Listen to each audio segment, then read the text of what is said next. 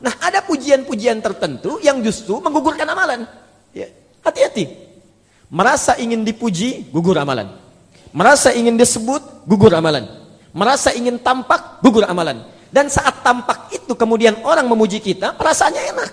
Ini nikmat, itu mani. Tapi tidak sadar bahwa apa yang terjadi itu adza, sedang menggugurkan amalannya. Hati-hati, hati-hati. Saya lihat masjid, Masya Allah. Karpetnya bagus. Barangkali ada yang pernah infak di masjid ini. Dari pembangunannya, dari mengisinya dan sebagainya. Maka diberi contoh oleh Quran. Perhatikan. Bil manni wal adza kalladzi yunfiqu malahu ria'an nas. Contoh kata Quran, ada orang infak. Masya Allah, nyari hartanya kan tidak mudah itu. Kadang berpeluh dengan keringatnya, kadang dengan berbagai halnya, dikeluarkan karena Allah. Allah pun balas dengan pahala yang luar biasa. Cuma sayang, ria'an nas. Masuk penyakit ria. Saat ria itu kayaknya nikmat, enak gitu. Nampak diketahui orang, dipuji orang, banyak hal muncul dalam kehidupan. Masya Allah Pak, terima kasih banyak Pak ya. Kalau bukan kemarin Bapak dananya sangat besar, itu masjid ini belum tentu jadi. Pelan-pelan masuknya itu. Itu kan karunia Allah saja, nggak apa-apa. Padahal hatinya mulai muncul, tek, tek, tek, gitu kan. Besoknya sudah mulai rasanya lain. Tek, semakin rajin ke masjidnya, karena yang tanya baru satu orang. Ya. Siapa nih yang bikin bagus? Wah, kalau bukan Bapak itu tuh, mulai muncul. Yang paling berbahaya kalau sudah merasa memiliki nantinya. Masjid rumah siapa? Rumah Allah. Makanya sebelum jadi, kalimatnya umum, pernah saya sampaikan. Man bana masjidan fil ardi.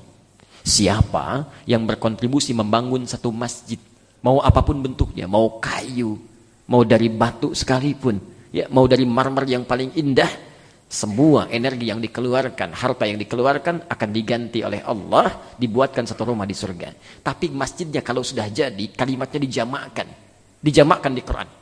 Dari masjid jadi masajid. Al-Baqarah 114. Wa man azlamu mimman mana'a masajid, disandingkan dengan pemiliknya. Allah.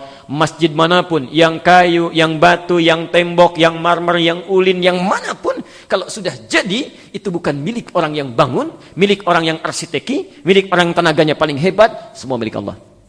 Itu kalimat yang langsung menghentikan upaya-upaya manusia menghambat penyakit ini supaya tidak masuk.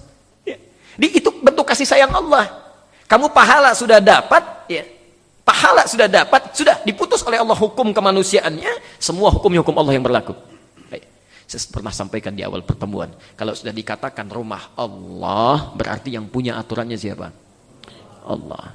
Makanya lain cara masuk masjid dengan cara masuk rumah kita, lain. Ada kaki kanan yang dilangkahkan, doa yang diucapkan, cara duduknya lain. Ya. Kalau di rumah kita bertamu pada rumah manusia, datang, dipersilahkan dulu baru duduk. Rumah Allah dipersilahkan dulu, tapi dengan salat. Salat baru duduk. Ada kalimat yang boleh disampaikan, ada kalimat yang tidak boleh diutarakan. Hati-hati. Dan hebatnya, setiap orang yang salatnya, ibadahnya, segalanya dengan kadar keikhlasannya dapat pahala. Yang lebih hebat lagi, yang Allah berikan amanah untuk merawatnya. Itu pahalanya luar biasa. Luar biasa tingginya. Banyak Pak. Tapi Allah saya katakan, tapi lihat ya, lihat persamaan hukumnya. Semakin tinggi tingkat pahalanya, semakin tinggi tingkat ujiannya. Ya, Anda yang merawat masjid atau berinvestasi dengan masjid di sini karena ikhlas karena Allah, itu jangan dikira tidak ada pahalanya. Saat Anda tidak berkesempatan ke masjid pun, itu orang-orang yang sholat, semisal dengan banyaknya orang sholat, demikian pahala yang Anda dapatkan. Hadis Muslim, nomor hadis 1893. Ya. Man dalla ala khairin falahu ajruhu mithla ajri fa'ilihi min ghairi an yanqusa min ajri syai'. Siapapun yang memfasilitasi walaupun cuma menunjukkan saja pada kebaikan, lalu kebaikan itu dikerjakan oleh orang yang kemudian ditunjukkan itu, difasilitasi itu, maka orang tersebut mendapat pahala yang sama dengan yang mengerjakannya tanpa dikurangi sedikit pun. Tanpa dikurangi sedikit pun. Anda bayangkan, Anda investasi dengan karpetnya, dengan mushafnya, dengan masjidnya, walaupun dengan tenaga saja, tidak ada uang pakai tenaga, tidak ada tenaga dengan ide fikiran, rancang bangunnya, lalu dilakukan karena Allah tidak disebut-sebut, Masya Allah, berapa tuh orang yang sholat di masjid ini? Anda meninggal masih ada yang sholat, berapa yang diwujudkan? Lalu ada orang yang belum kesempatan untuk membangunnya, berinvestasi, lalu dengan izin Allah dipilih dia untuk merawatnya, silakan rawat, saya percayakan kepadamu, dilakukan karena Allah, Masya Allah, berapa yang ikut ta'lim, kegiatan apa yang diadakan, berapa yang menerima zakat, berapa yang sholat. Tiap hari itu kalau berjamaah berapa yang sholat, berapa yang didapatkan.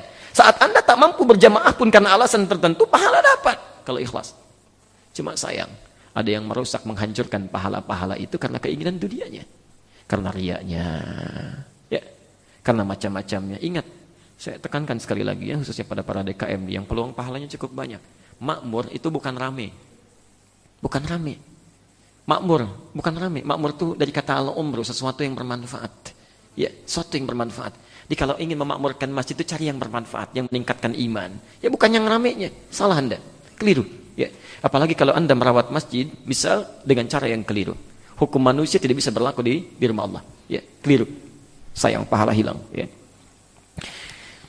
Famathaluhu kamathali safwanin alaihi turabun fa asabahu wabilun fatarukahu salda. Maka permisalan orang seperti ini adalah seperti orang yang menyimpan pasir-pasir di bebatuan yang licin. Kalau nyimpan pasir di batu yang licin, kira-kira reaksi pada pasir bagaimana? Turun. Ya, langsung turun. Yang berbahaya, fa asabahu wabilun. Tiba-tiba datang banjir bah besar. Menyapu itu semua. Ya, habis semuanya. Fatarukahu salda, tidak ada apapun. Dia ada orang-orang yang sudah capek beramal dalam hidupnya, tapi dia nggak dapat apapun. Ya, pernah saya kisahkan ini. Seorang investasi bangun masjid luar biasa dengan dana yang sangat banyak. Ya, ikhlas saat beramal. Tapi tiba-tiba menjelang beberapa hari sebelum wafatnya, ya sudah menjadi kakek, ya sudah punya cucu. Kalau bapak punya cucu satu, berubahkan dari bapak menjadi apa? Kakek. Kalau cucunya dua, nah, kakek-kakek ya, sudah lain tuh. Dibawa jalan ke komplek itu. Ya, cucunya mulai bilang, "Kek, bagus masjidnya ya." Mulai keluar tuh. Wah, itu dulu kakek sih yang bantu itu. Kalau kakek nggak berikan 2 miliar, nggak akan jadi seperti sekarang. Ya. Bukan tahadus bin nikmat untuk memotivasi, tapi ada rasa ingin dipuji. Itu bedanya ria dengan tahadus bin nikmat. Ya, hati-hati, setan itu sangat jenius. Sekarang nggak digoda, besok bisa datang. Ya, hati-hati, jangan gagalkan dan batalkan semua amalan yang sudah pernah dikerjakan. Maka lihat ujung ayatnya. La yaqdiruna ala syai'im mimma kasabu. Itu sindiran yang sangat tajam. Ada orang yang sudah capek-capek beramal, nggak dapat apapun. Capek-capek bekerja, tidak dapat apapun. Tapi yang paling dahsyat ujung ayatnya, wallahu la yahdil qaumal kafirin. Allah tidak akan pernah berikan petunjuk pada orang-orang kafir. Ya, disamakan dengan orang kafir, tapi masih beruntung orang kafir. Ya, maaf, orang kafir tidak sholat, dapat pahala tidak? Tidak. Ada orang mengaku muslim sholat, tapi sholatnya bermasalah, nggak dapat pahala juga. Yang kafir dia nggak sholat, dia nggak capek. Yang muslim dia sholat, tapi punya penyakit. Ya, bahasa Qurannya itu diserupakan, bahkan lebih buruk. Ya, hati-hati. Ya, karena itu jaga niat dalam salat Anda, baca Quran Anda, amalan Anda, segala yang pernah kita kerjakan.